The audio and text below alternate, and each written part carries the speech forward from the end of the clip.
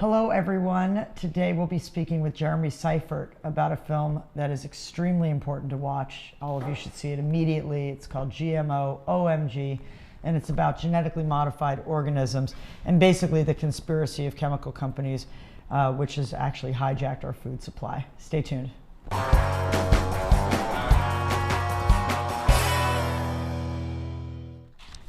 Filmmaker Jeremy Seifert chronicles his story as a dad on a mission to uncover the truth about genetically modified organisms and how the loss of seed diversity and genetically modified food affects his young children, the health of our planet, and basically our freedom of choice to live healthy lives.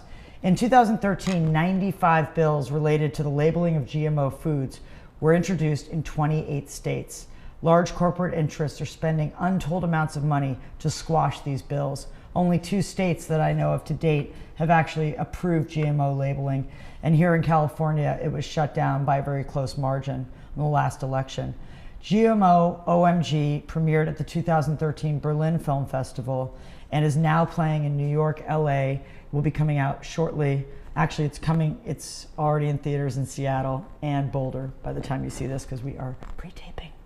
Welcome, Jeremy, to the set. Thanks for having me. Thank you for coming. You were a hard man to get a hold of. We had to shoot here on a Saturday because you were so busy making the rounds. You were on Bill Maher, and everybody's talking to you, hopefully, about this. Hopefully this is getting out there. Yeah, it's an extremely contentious issue. So there's highly intelligent people on both sides, butting heads in the middle, and I hope this film sparks more conversation. I just didn't see any reason that there should be any debate other than people trying to squash it who are on the payroll of major chemical companies. Is there really any doubt in anybody's mind that this is not good for us? I'm not sure. It's hard to judge the hearts of these people. I mean, I think there are probably wonderful souls who work for these giant companies that really don't know what's going on and probably believe the lies and propaganda of the industry, that we need these to feed the world, that it's more sustainable, that Roundup is actually completely safe, all these things. But the studies that the pro-GMO side says, these have been tested more than any other food in the world, they're totally safe. These are industry-funded and industry-affiliated studies. Short-lived, right? I mean, 3 studies. months, and the study that you reveal towards the end of the film, which we should just straight up mention right here at the top of the show, is this gentleman, this scientist in France. Tell me his name again. Professor Seralini. Dr. Gilles-Éric Seralini is professor of molecular biology at the University of Caen and serves as president of the scientific board for the Committee of Independent Research and Information on Genetic Engineering. Seralini set out over 2 years ago to conduct the most thorough toxicological test on the health impacts of Monsanto's Roundup Ready NK603 GMO corn, which was approved in the European Union almost a decade ago after only a 3-month study by Monsanto itself. Seralini's plan was to study it over the full life of a rat, with the aim to predict how humans might be affected by consuming GMOs. Beyond the GMO corn itself, he tested the health effects of Roundup, the most prevalent herbicide in the world, found in our soil, streams, air, rain, and recently in human urine. What Seralini found after 2 years of detailed analysis went beyond his own projections and concerns. His findings erupted throughout Europe. Well, I really appreciate you taking the time. So I guess my first question is, as a scientist and as the lead author of this 2-year study, do you think there are implications for human health from GMOs? Of course, I think there are severe implications for human health due to my research. We have demonstrated clearly that in males, especially livers and kidneys were reached at a very high level. Kidneys were also rich in females, but females were prone to big mammary tumors. The first signs of health effects occurred in the 4th and 5th months, results that 3-month studies would have never seen. At 14 months, 10 to 30% of treated females developed tumors. There were no tumors in the control group. At 24 months, 50 to 80% of females had up to 3 tumors per animal. The groups treated with Roundup showed the greatest rates of tumors at 80%. Pituitary glands in females were the second most affected. The androgen and estrogen balance in serum was modified by both the GMO corn and Roundup treatments. In males, the liver, hepatodigestive tract, and kidneys suffered most, and estrogen levels more than doubled in males with the highest Roundup treatment dose. We've been eating GMOs in some form in the United States for 15 years. So why aren't people walking around with big tumors or obvious health effects in our country? So what would translate 6 months in a rat's life to human years? 2 years of a rat is an entire life. So as tumor arise mostly by the end of the first year and within the second year. So that means at the end of the first part of the life, which is around 30 to 40. And we are surprised to see a lot of breast tumors in women within this part of the life. Professor Seralini, and he did a 2-year study of rats, and 2 years of a lifespan of a rat is the equivalent of a human life, right. Correct? Yeah. And so by the end of the first year, they were like 80% of the female rats were having tumors. Mammary tumors. Yeah. So there's breast cancer for you, right? Yeah, he found lots of frightening things. And you know, this was one of the only studies of its kind, and he was looking at the toxicity of not only a type of GMO corn, NK603, that Monsanto makes. He was also looking at that combined with the herbicide Roundup, which Monsanto also makes. So that would be natural because there is residue in the food that we eat. And then he just studied Roundup by itself. And this study, instead of giving everyone pause and, whoa, maybe we should think about this, it was just widely criticized. Within 24 hours of its release, it was shut down by so many scientists, and they said, oh, Seralini is fraudulent. But 191 scientists wrote an open letter to Le Monde, the French newspaper, supporting the study. And, you know, in thinking about this, because there were some issues with his study, because he didn't have the millions upon millions of dollars to do an even larger study. But the only way to disprove it scientifically is to repeat the study and get different results. Right. Not just say, this guy's an idiot. And they're not doing that, and they won't right. do that. And we've never done that in this country. And the reason why we aren't doing that in this country is why? Well, the FDA leaves it up to the industry to test its own products. So, and the industry... scientists could, right? An independent scientist could to some degree, but it is really, really expensive to do a 2-year-long study on that massive of a scale. How many rats did... Seralini, I believe he had 200 rats, but I'm not quite sure the exact number. And 80% of them had mammary tumors, the women, the female rats. Yeah, and pituitary gland problems. And the men, yeah, pituitary for the women. And the men, it's like liver and digestive tract, right? Yeah, and kidney. And then there's all of this overwhelming evidence of, which you uncovered visiting farmers everywhere, of topsoil destruction, of super weeds and super bugs, and great animation, by the way. Right, thank you. Yeah, these bugs that they're new, right? They're new. Yeah. They're new. They are resistant to all of this Roundup and all of this. Which, how many farms in America use Roundup and Monsanto seeds? And what is it? I mean, it's a huge percentage. I mean, 90% of corn, about 90% of corn, cotton, canola, sugar beets are genetically modified in this country. So that's a huge segment, 165 million acres, if you want to look at it like that. And all of these, or most of these GMOs are Roundup resistant. So the industry came out and said, this is going to reduce the use of these toxic herbicides and pesticides. But since the inception of GMOs, the herbicide Roundup increase is 527 million pounds. So it hasn't done that. It hasn't improved yield either. There's what's called yield lag right now. So traditionally bred crops are actually having better yields. So right, because the soil's being destroyed, and so it's not sustainable. Even after it's destroying our lives, and we'll be seeing a lot of incidences of cancer according to these studies. And we probably already are. Most of us are seeing a lot of people have cancer. We're wondering why. Yeah. Right. And you've uncovered, as far as I could tell, and I was up most of the night writing my family after seeing this, why? One big reason why. Because we've had asbestos, we've had lead, we've had these we've destroyed the planet in multiple ways, and we all know that, climate change and all that. This is a way that only has existed for 15 years, right, in our lives. I mean, we didn't, most people don't even realize that. So tell me about that. Like, it just got introduced 15 years ago, right?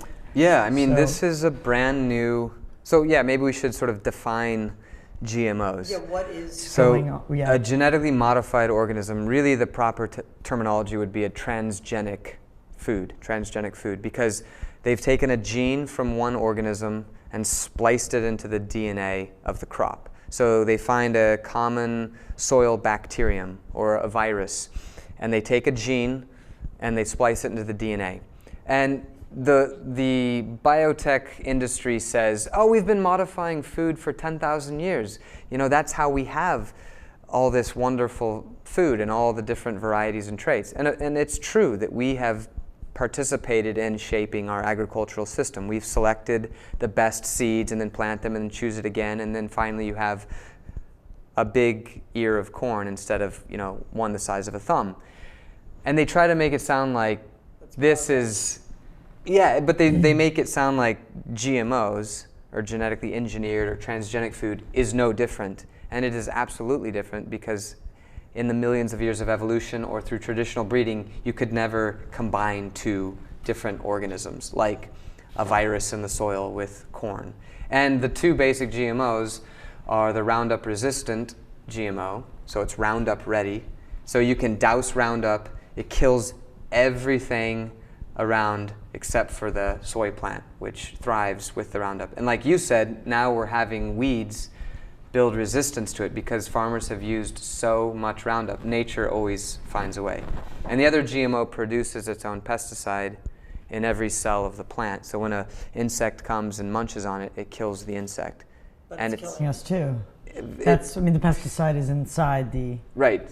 So that's what we're eating. It's registered as a biopesticide. You don't wash it off at the sink. Yeah, you can't wash it off. And you can't wash off most herbicides and pesticides that they spray on plants, because those are designed to penetrate the skin and go into the plant itself. So what caused you to take on this subject matter? I mean, I know you have these two boys who you bring through the film, and it's beautiful. I mean, really endearing footage. You're a dad, I'm a mom. But what happened? Like, really, what happened in your life that made you say, okay, this is what I'm going to do? Well, I didn't know much about GMOs, just like so many people I interviewed on the street. It was kind of like, what the hell is that? Or some vague understanding. Isn't that maybe fast food or something? But about 3 years ago, this article came out of Haiti, and it was about 10,000 rural farmers marching in the streets, crying out, "Down with Monsanto." And what happened is Monsanto donated 475 tons of seeds to Haiti just after the earthquake to help them in their time of greatest need.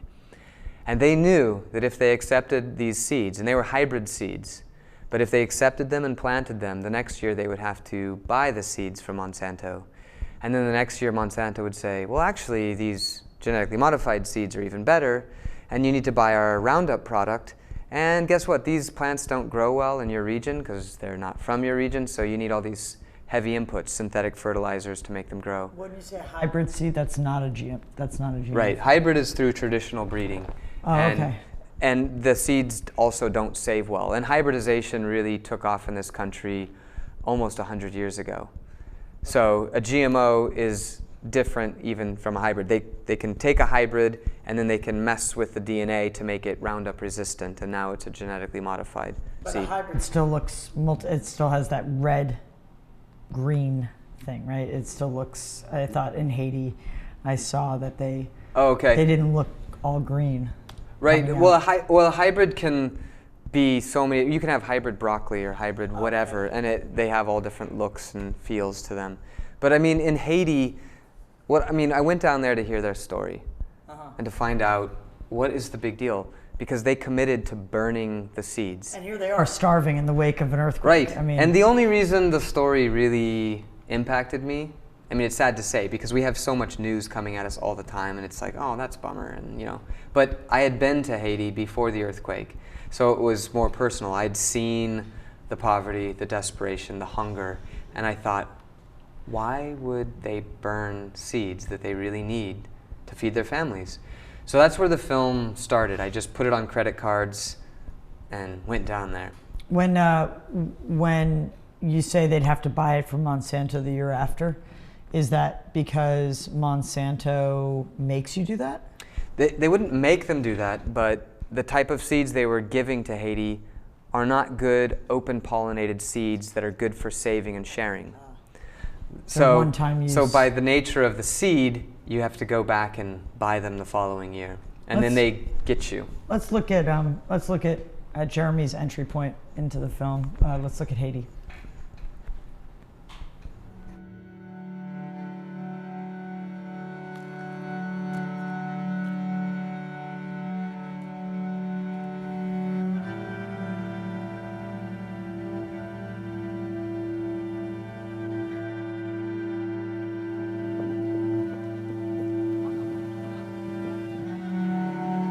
Haiti is the poorest country in the Western Hemisphere. People suffer from crippling poverty, hunger, and malnutrition. The earthquake made an already desperate situation much worse.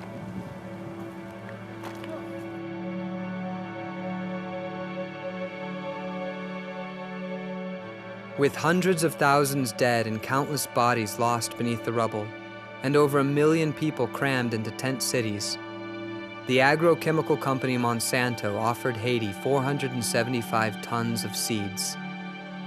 So why would poor rural farmers burn seeds? Was there a hidden threat in Monsanto's donation?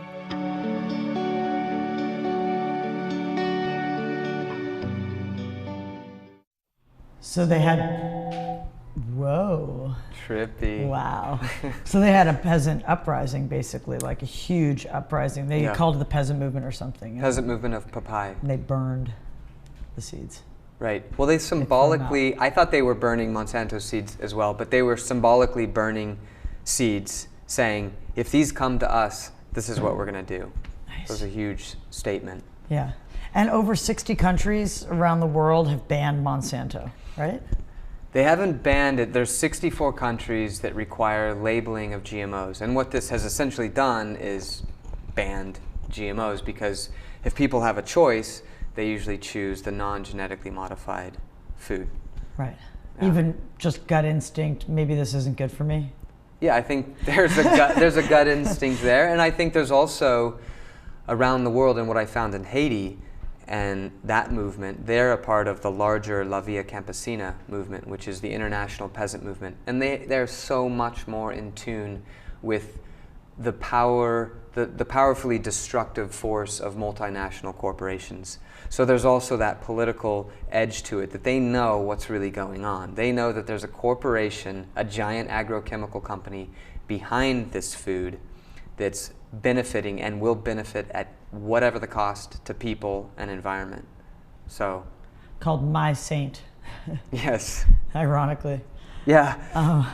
Should be. With over 300 congressional staffers in the biotech, on the biotech payroll as lobbyists. Yeah, right? former congressional workers who are now lobbyists for the biotech industry. Which is why we're not seeing any change. And why aren't we seeing the FDA here in America do anything about it?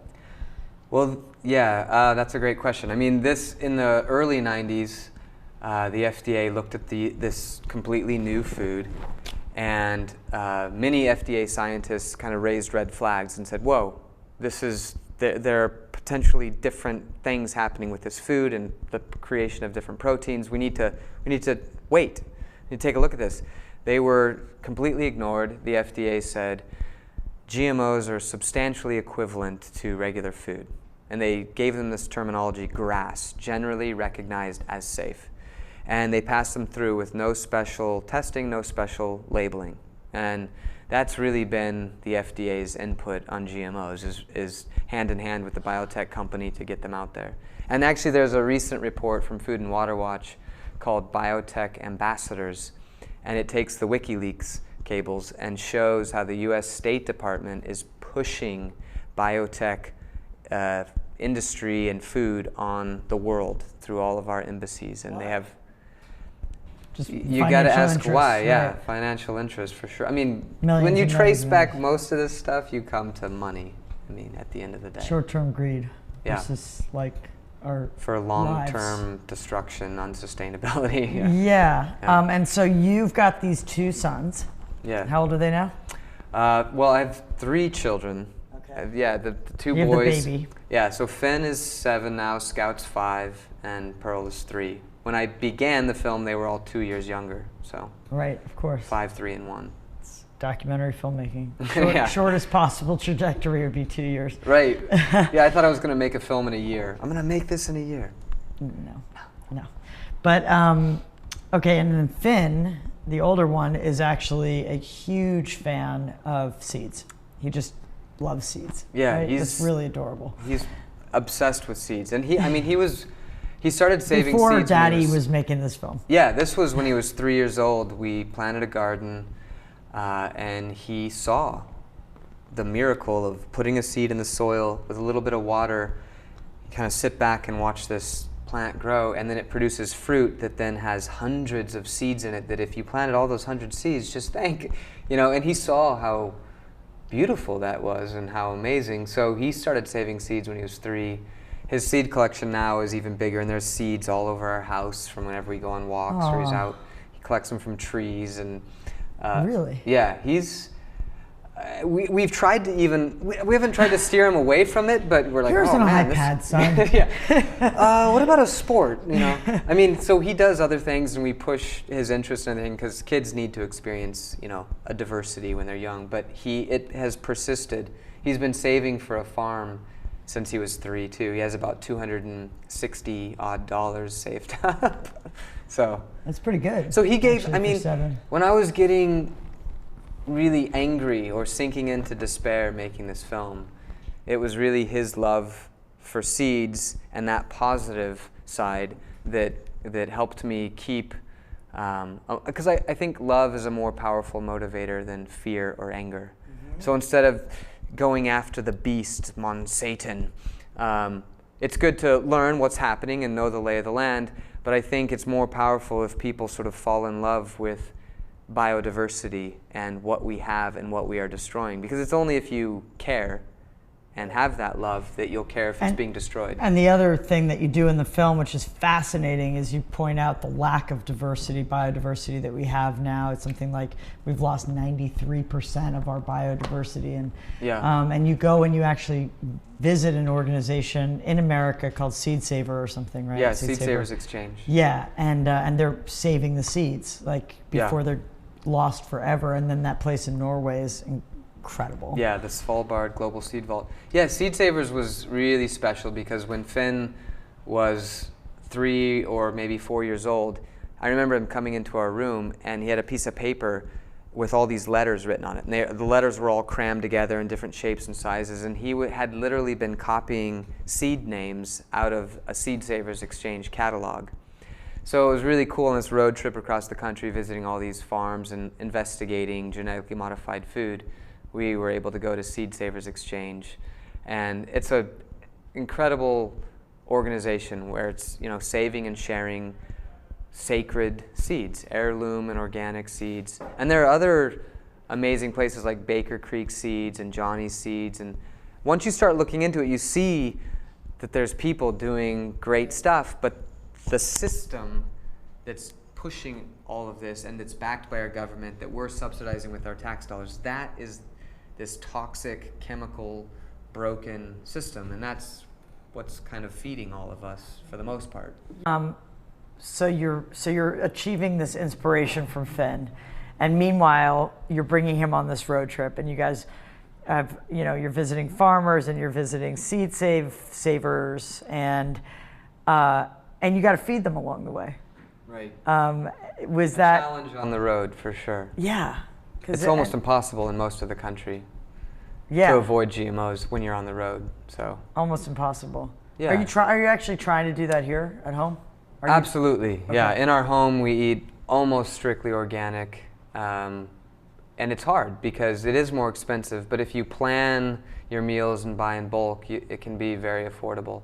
But yeah, I mean, for the film, I mean, a couple people have asked me, so you and your family tried to avoid GMOs for a year. No, I mean, we didn't do anything gimmicky like that in the film. It was just as I learned more, we wanted more and more to avoid this food. And not only because of the potential health risks, but because I can't, in good conscience, support those companies in this system of exploitation with my money and the food. I don't want us to be a part of that and participate in that. I need organic popcorn. I was at the movies last night, and I swear, I was just like, I really want popcorn. Darn it. You just get a whirly popper. You know those whirly poppers and the organic popcorn, put some brewer's yeast. It's delicious. I know. I just need to get the movie theaters to do that. We need to get the movie theaters to do that. Let's look at Jeremy trying to feed his children on the road, and obviously kids are, I mean, your son Finn is very forward thinking to love seeds like this, but he just wants some ice cream. Let's check it out.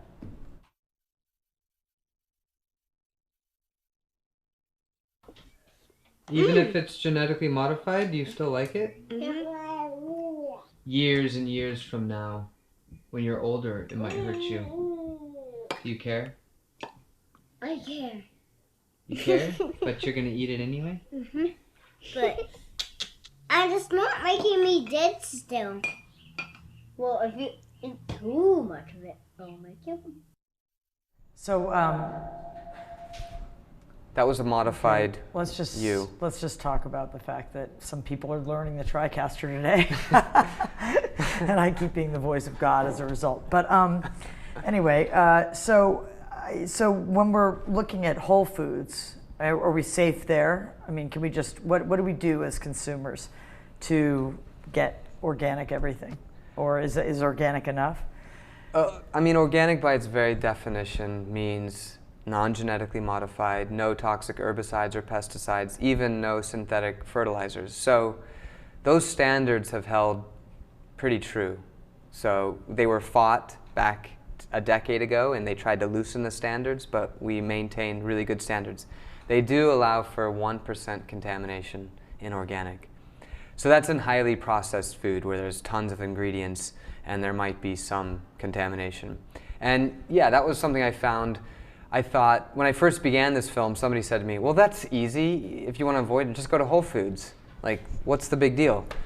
And I found that even Whole Foods contains lots and lots of GMOs.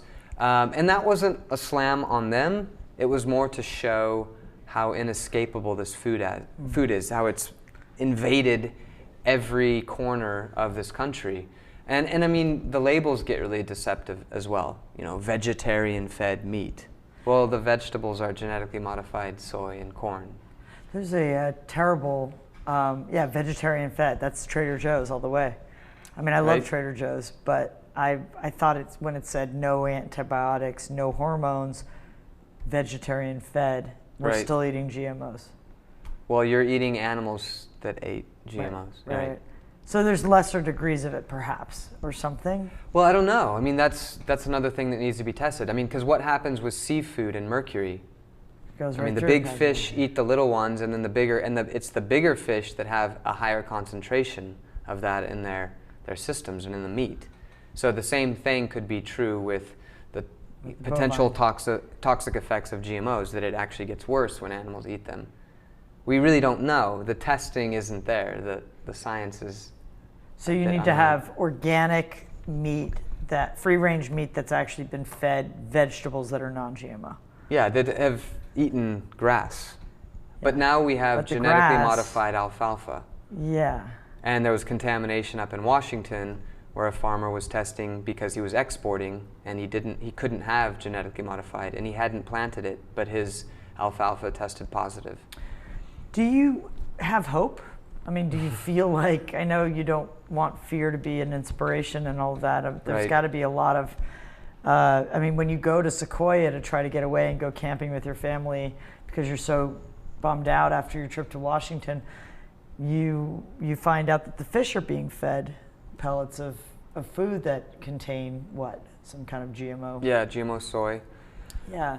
Yeah. Do you have hope that there's any way to you know, no pun intended, but weed this out somehow? Well, that's the problem with GMOs. I mean, once you release them into the environment, I mean, maybe, you know, in the lab it all looks good, and the specialists and the scientists in that closed environment say, yep, you know, this checks out, it's fine. But when you release it into the environment and it's a part of the wider ecology, we can't take it back. I mean, they've found corn down in Mexico, which is a center of biodiversity. A professor from Berkeley in early 2000 found contaminated corn in a center of biodiversity, and that was from NAFTA, the North American Free Trade Agreement, us dumping all of our cheap corn down there. Some of the farmers there grew the corn. From the pollen, it contaminated that corn. So, I mean, that's scary and upsetting.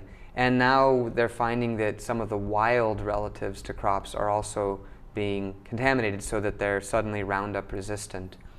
But I do have hope. I don't think it's too late.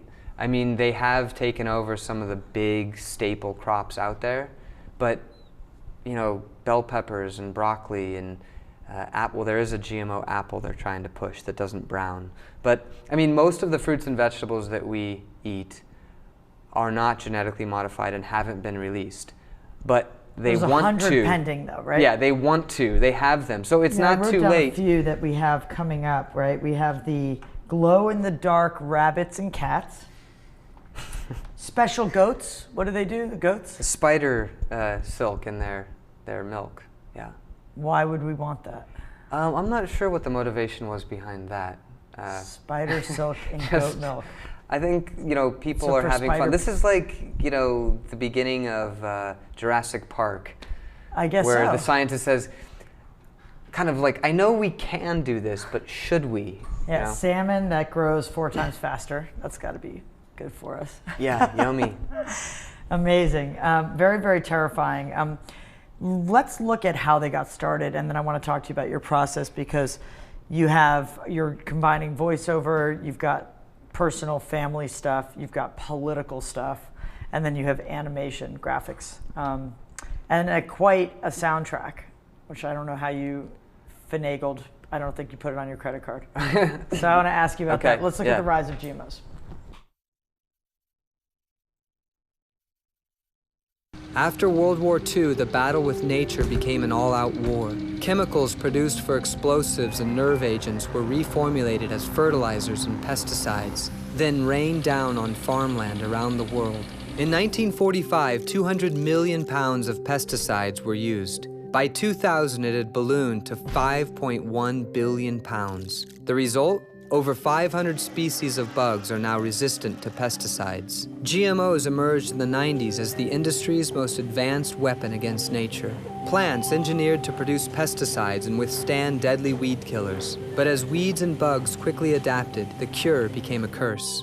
Roundup-ready crops gave rise to Roundup-resistant weeds, and they are ravaging fields across the country. Horseweed, ripgut brome, annual bluegrass, hairy fleabane, goosegrass, and the monstrous pigweed can bathe in weed killer and still grow up to 3 inches in a single day. So, so now that they're growing like this, and then you go into bugs and all that, who are you working with? Which artist? For the graphic animation? Yeah. There's a good friend of mine, Eric Buckham. Okay. And also another friend, Noah Smith. So you teamed them up? Was it like a director marriage, or are they a team? They already work in the same studio in Highland Park. Okay. And Eric has for many years been designing posters. He's an amazing graphic designer, and I approached him to do this, and it took us a couple weeks to figure out the style, and then once we locked it in. And what was the inspiration for the style? Well, I started with wanting to have something like old seed packets. I was looking at a lot of old seed packets, and then I kind of wanted something that felt like watercolor on paper, and I mean, it was just... You wanted to go basic. You wanted to keep it pure, kind yeah, of. and yeah, more organic, as it were, Yeah. I mean, rather than, you know, Right. full blown. Now, with the music segments, you boost the volume up and you like totally rock out. I mean, Yes. literally. I mean, that's a choice. In the mix, you go like really higher with the music, and you go into these montages. Tell me about kind of your motivation, inspiration for the way you built the film? Like, you know, with these segments, with a lot of the family stuff. What was your thought there? I mean, as far as the content of the film, like just the issue itself, at first I thought, oh, I'm going to make this very traditional documentary, and I didn't want to be in it. And then I realized that I was like so many people in this country who have no clue. And so I made a conscious decision to put myself into it, my own discovery and angst, and I thought that would be good for people who can't drop everything and go on a 2-year-long journey to discover what the heck we're eating. So that was a decision that I felt like, okay, this is the best way to tell this story for where we are in this country right now, because people need to wake up to this and have the conversation and then go deeper. Then you can go deeper. So it really is kind of a primer. So that was, you know, the content-wise, that was the choice I made to deliver the issue. As far as the music and putting it together, I mean, I really feel my way through a film. I didn't want to edit the film because I was already just tired, because there were only 2 of us. My friend Joshua Kuna, who was a producer, and me really from the beginning. And so I didn't want to edit it, but then I realized the film is in my head. It's nowhere else. It's not like I had a script laying it all out. So I had to feel my way through and find the story. Luckily, I brought on an assistant editor who then became a full-blown editor. And we were in my garage in Highland Park working on this for about 5 months. Anyway, but the music, I'm in a band called Jubilee Singers, and we had been recording just lots of music, like just no agenda, kind of getting together, recording. And I started using a lot of that in the film. And then I said, hey guys, we need more music. So we went up to Big Bear, and ended up being about 9 of us. And we recorded, I think, 17 hours of music in 2 days. Just kind of based on, hey, road trip, this feel, Svalbard, icy, cold, and we would just play. Wow. And so it was fun. That's extraordinary. That's great. Yeah. So I decided not to have a composer. But the kind of the lead of our band, Cameron Frazier, I needed more music and went to him a couple different times, and he composed pieces specific to certain scenes. Okay, so you weren't licensing from big bands. Yes, we did that as well. Yeah, you did, right? So you had some songs in there, like Ed Sharp you had. Yeah, Edward Sharp, My Morning Jacket, Mumford & Sons, Willie Nelson. Yeah, Willie Nelson, that's right. Yeah. Yeah, I made a note of that. So what, well, that's because the line, I've just destroyed the world I'm living in, is perfect. It's amazing. My friend, Yeah. So we brought on Elizabeth Kucinich as an executive producer because I met her from my last film, Dive, about dumpster diving and food waste. And she knows Willie, and I guess they were at Farm Aid right when we started working, and Willie said, yeah, you can have a song. But of course we had to go through Sony to get the rights, but they gave us an incredible deal. And it was a friend of mine, Micah Hunt, who sent me that particular song, and he said, you need to listen to this song, and so it was perfect fit. I've just destroyed the world I'm living in. I think it was about a girl, broken relationship. It works for this film. Mother Earth, yeah. It works. So did all the artists kind of pave the way for you once they saw what you were doing? They did, but Josh, the producer, really had a time working with the publishers. It was kind of a nightmare. It's hectic. I mean, we had a very ambitious soundtrack for one of my films for We Live in Public. And we had 13 licensed tracks, I think, and I think I had 13 heart attacks. Like, I felt like I had 13 heart attacks at certain points. He protected me from all that, but that's good. There was a heart attack because for the Mumford & Sons songs, Cave, I think it was the publisher or the manager. It's so confusing. Somebody came back and basically said, okay, you're all good to go. It's going to be $20,000 for this and $20,000 for the other side. And it equaled like $54,000. And Josh, the producer, emailed Marcus Mumford and said, please, you got to help us out. And he said, I'll take care of it. And it came down to a very tiny number. You get in this situation where you have this most favored nations, where, you know, that happened to me with LCD Sound System. He just was like, I don't care what you independent filmmakers need. I know, and I was just like, okay, fine, dude, whatever. I'll take your song out. You know, I had to take it out right after Sundance. I had to lose because $40,000 would have brought everything else up. Yep. You know, so. Right. can't they believe in us? And They do. Some do. I mean, I no, gotta they- say, they like did the heroes, ultimately. like the Trent Reznors and the David Bowies and the know, just Sigur Rós, real artists, who aren't curmudgeons, I guess. Right. Something like that. It's hard still to listen to LCD Sound System after that. It's like, jerk. I have a band like that You I was have a so band that you loved, right? I was attached to this song, and it was temp music that you shouldn't. Temp Love. It's Temp Love, It's a track. and I had it. I didn't know how bad I had it, and I assumed this will be the easiest song to get because it's a really small band. It's not Mumford and Sons, and they just said no. And we said, wait, hold on, we'll pay you. No, you can't use it. No interest. So it was. You're like, I'm sorry, are you an artist? Could you was look up that definition? really. Yeah. But It's funny you had Dennis Kucinich. I interviewed him for my movie Cool It about climate change solutions also. Yeah. That guy is, and it's funny because he's the only guy in the government that you actually really get an interview with. Right. He's like the guy who's not afraid to talk. Well, because he's not ashamed of what he's doing and about, because he's about good things and truth. Right. And he is one of the only ones. I know. It's terrible. Yeah, I and know, now he's but not there anymore. Dennis Kucinich will talk. Yeah. Yeah. I know. So when people say, what's Obama doing about this?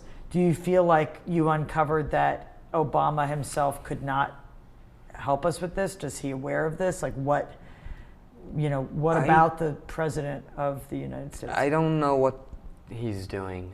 He said in 2007, if he's elected, he would push for labeling of GMOs, and he's never pushed for labeling once. Is it something that could be done on the federal level? Labeling? Yeah. Absolutely. Why not, right? Yeah. Federal. Yeah, and people Drug want it. All the Administration. polls. USDA. Yeah. I mean, all the polls show that upwards of 85% of Americans want labeling.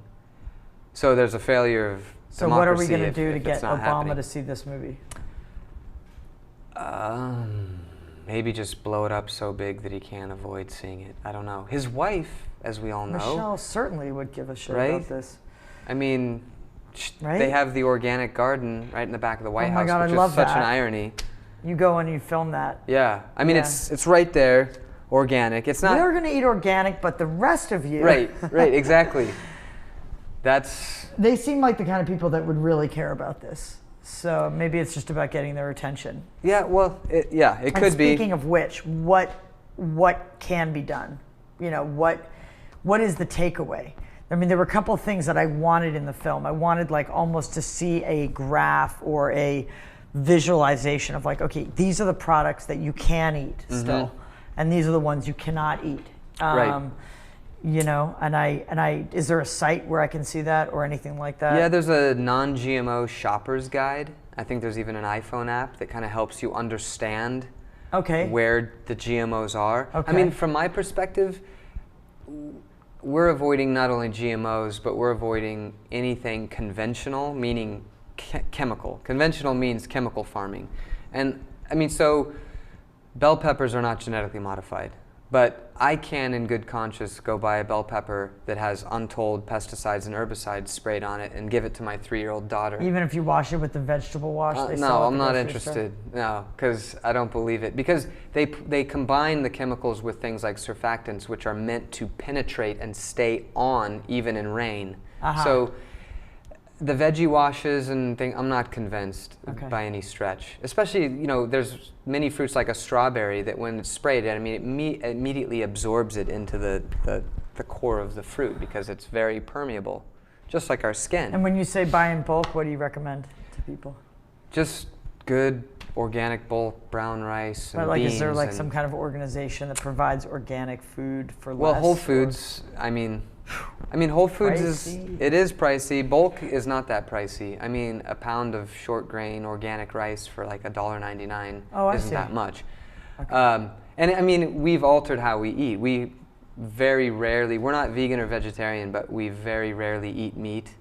And when we eat it, it's really good meat. It's organic, grass-fed.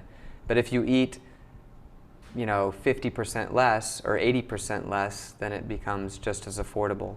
And of course, we know 222 pounds of meat per person every year in this country is not healthy that's or the sustainable. Other thing is that we're growing twice as much food as we actually can eat Right. as a people. Right. right now. Which is a great way to expose part of that lie of the industry saying, we need these GMOs to feed the world. Right. Well, we're throwing away half of our food here and in the EU. And then I think beyond that, I mean, that's such, it opens up so much, you know, to talk about when they say they're going to feed the world. I mean, are you going to feed the world genetically modified corn syrup? And, you know, from the ISTAT report, this 3-year study from the UN and the World Bank, they showed 500 scientists from around the world, after 3 years of study, said the only way we will feed the world is how most of the world is currently being fed, from the hundreds of millions of small farmers. And that's going to be through small-scale agroecology, which is more organic principles. That the biotech, big machine industry model foisted on the rest of the world will never work. It can't work. They can't afford it. The world can't sustain it. And so it can't feed the world, and it won't. It will not continue to, it won't Right. last. Is there like an end date predicted? I hope I've it's thought of a lot of soon. things since seeing Yeah. the film. I thought about firebombing Monsanto, all of us like surrounded. I thought about like everybody going on this eat less everything, starvation diet, basically. And then I came to, you know, doing something where we get every celebrity on earth, because they're all eating organic anyway, behind this, and then get a Kickstarter or some kind of equivalent crowdfunding thing to buy the farmers their freedom.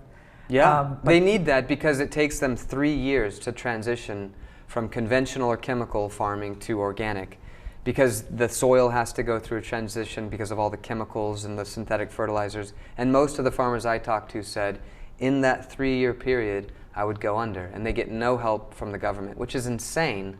Right, so we have to raise millions of dollars to bail out the farmers. Right. And once we bail out the farm, would they like to go? You do visit with a farmer. We have a clip here of you visiting with a GMO seed dealer, Mike Adams. Did you feel like somebody like Mike would gladly make that transition? I think they would if they were helped along the way. And I think if they felt from their, see, most farmers... He had heritage, right? Right. I mean, let's look at the clip and then we can talk about it. Let's look. My great-grandpa in the house that I live in had spiked nails in the attic of the house, and he would take the best, healthiest ears of corn in the fall of the year and stick them on those spikes. And he would just take the ear and jab the ear onto the nail, and then it would just sit there and dry.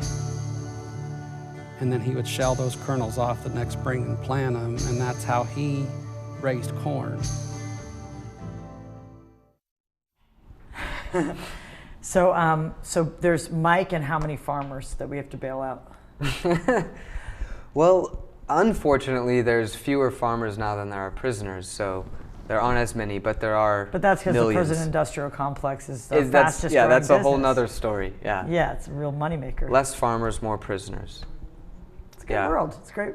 Great. We're doing great. I feel like we're alive for the fall of the Roman Empire. I really do. We could be witnessing that if we don't change it around. Yeah, it's incredible. So your boys go around with these signs that you have them make, right? Yeah. And they identify these restaurants. What was the process like? Was it just kind of you carting them around and then saying, go inside, boys, and find, because you kind of cut it down in the end result. But I was curious, just watching them in front of Subway and places like that. Well, it was actually, that was right towards the beginning of making the film. Okay. I mean, I think it was just after Haiti, so we still hadn't raised any money for the film. It was still just me filming things, so kind of homemade movie style.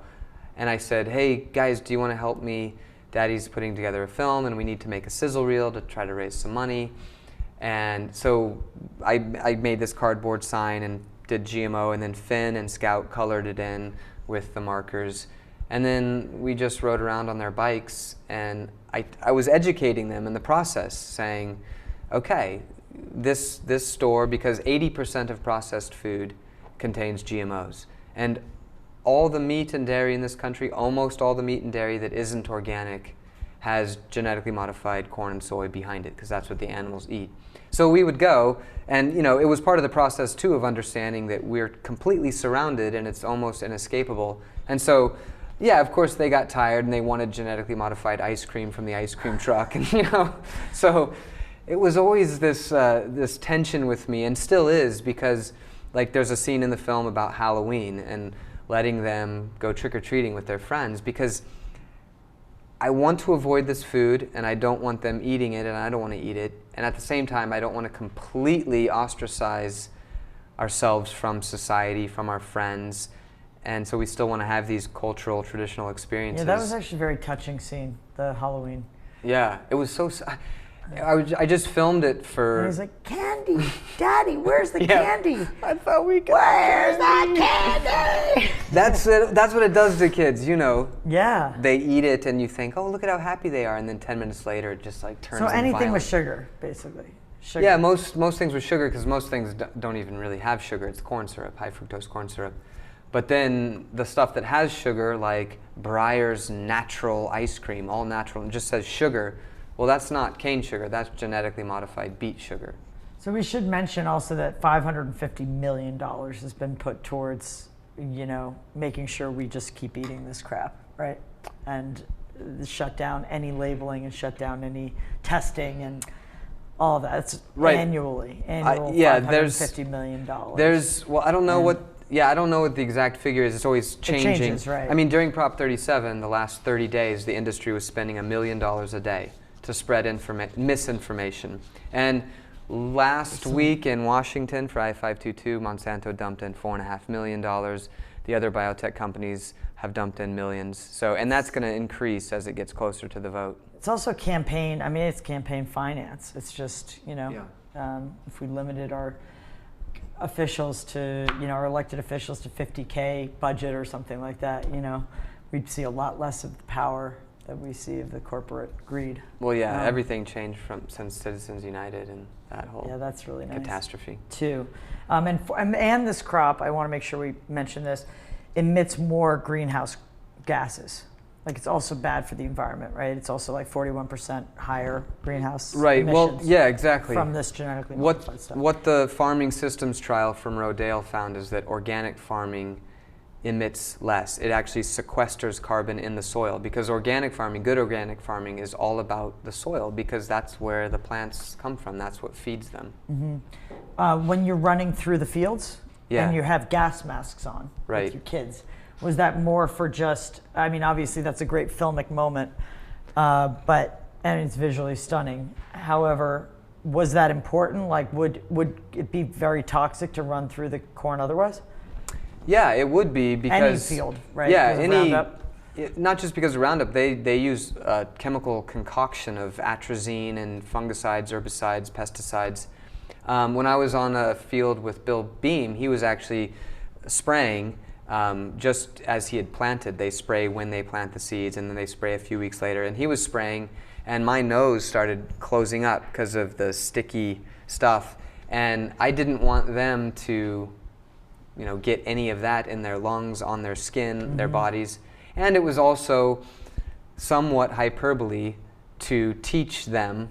I think with children you sort of paint in large brush strokes so they can understand a point, or understand that something's different here than we had just been to an organic farm, Seed Savers, where they're running and playing and everything's accessible and open. This is a very different scene. So where to from here? With filmmaking, or this film? With filmmaking. And well, with this film, and then, you know, some filmmakers make a film that is so powerful and so personal and political on a personal level, that's important, like this one is, that it just becomes something that they dedicate, you know, the next 2-3 years to making sure it turns into a massive movement. Yeah. You know, examples like Invisible War, or something like The Cove, you know, had a real impact. Super Size Me impacted cafeterias, and I'm really hoping this has an impact. Are you going to be doing stuff, like, are we going to have a campaign, or what are we going to do? And then also, you as a filmmaker, that's the kind of tug of war, because you probably want to move on now. Right, that is the tension, you know? I mean, and the audience sort of expects you, if you make an issue-based film, to then also be an activist, you know? It's not enough to be a filmmaker, and it's also not enough for me. But I just made this contribution. I know. But I did what I'm supposed to do. I made the film now. And that, to a certain extent, that's true, because the real activists out there and the organizations who are already doing great work, I hope that the film inspires them to go do what they do best. You know, and they can use the film. Yeah, and they can use the film to help awaken people and grow their message and grow their movement. So I hope the film is used in that way, and we are trying to work with many wonderful organizations out there. How do we track the film?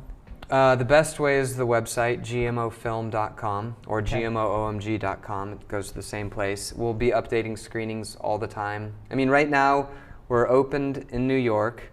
We opened last night in Los Angeles, and then Seattle's next. So I know this is being taped now and played later. Yeah, I think it's open in Seattle as we speak. But the main thing is that it's starting off very small and humble, and the better it does in these key cities, the more the film will spread across the country. How about digitally, VOD or? That'll come later. I mean, the reason we wanted it to grow theatrically is because we thought this film needs to get into the general public's consciousness. This needs to be sort of elevated to a higher level, so that people understand it, and they kind of hear about it and it gets reviewed. If we just went straight to DVD, VOD, I mean, yes, the organic movement and non-GMO people would eat it up, but we really want it. They will, though. They will eat it up, and it will get there, and hopefully soon. And I hope it'll be seen by people who don't know and don't care. Well, thank you for making the film, and whatever you're going to do next, you know, it's probably going to be something to do with food or trash or saving our lives in some way, so keep doing what you're doing. All right, thanks. Yeah, and I'm going to leave everybody with a trailer. Please go and see this film, write everyone about it, share it on Facebook, spread it around, and let's do something. Let's do something to save the lives of our friends and families and our children. Thanks, Jeremy. Thank you. All right. See you next week. Bye, everybody.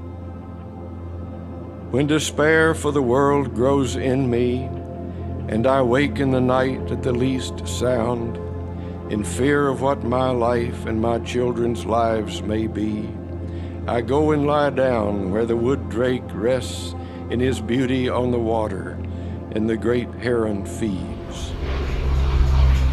I come into the peace of wild things who do not tax their lives with forethought of grief.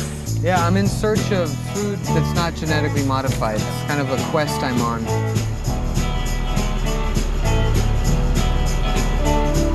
And I feel above me the day-blind stars waiting with their light. I need to sit down and tell you about how angry I get when they say they're going to feed the world. For a time, I rest in the grace of the world and am free. The corn we see growing around here is actually registered as a pesticide, but it's also a food? Well, that's debatable. Is there a pretty good likelihood that I'll get an interview with someone at Monsanto, or? She said, you need to leave right now.